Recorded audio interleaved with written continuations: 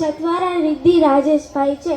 હું ધોરણ 8માં અભ્યાસ કરતી વિદ્યાર્થીની છું। હું આજે તમને પ્રજાસત્તાક દિન વિશે જણાવીશ। સુપ્રભાત માનનીય અધ્યાપકો, મારી સાથેના મિત્રો અને અહીં ઉપસ્થિત દરેક માનનીય મહાનુભાવ, આજના આ શુભ પ્રસંગ હું આપ સૌના સમક્ષ એક ખૂબ જ મહત્વપૂર્ણ દિવસ વિશે બોલવા આવી છું।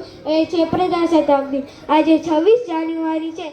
એક એવો દિવસ જે ભારતની લોકશાહી અને બંધારણના પ્રારંભનો દિવસ છે। હું આ મંચ પર મારી વાત શરૂ કરું તે પહેલાં ભગવાન પ્રાર્થના કરું છું કે આપણો દેશ હંમેશા સમૃદ્ધિ અને શાંતિની દિશામાં આગળ વધે।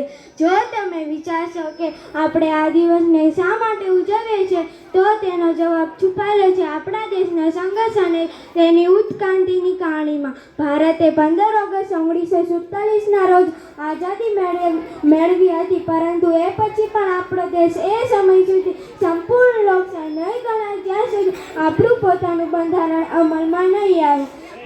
26 નવેમ્બર 1949ના દિવસે ભારતના બંધારણ મસૂદું તૈયાર થયું હતું અને 26 જાન્યુઆરી 1950ના રોજ તે સત્તાવાર રીતે અમલમાં આવ્યું।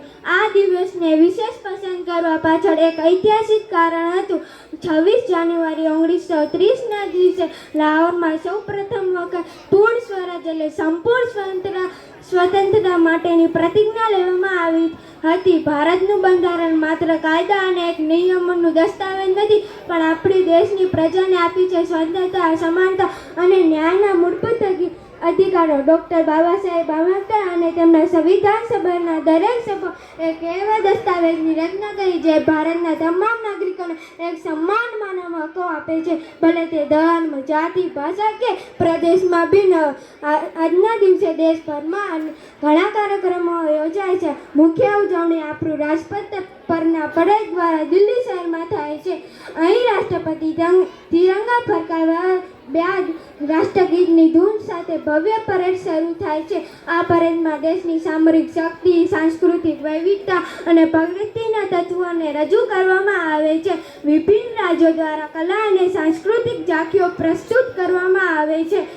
વિમાનો દ્વારા હવામાં તિરંગા રંગો ફેલાવવાનો દ્રશ્ય જે હૃદયના ગર્વથી ભરાઈ જાય તેવું બનાવે છે।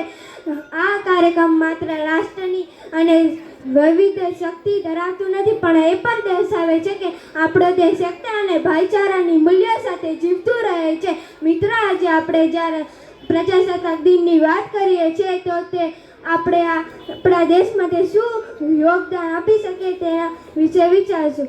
આપણે તમામ નાગરિકોને સમાન અધિકારો મળે છે, પણ સાથે સાથે પણ આપણા પર પણ કેટલી ફરજો છે।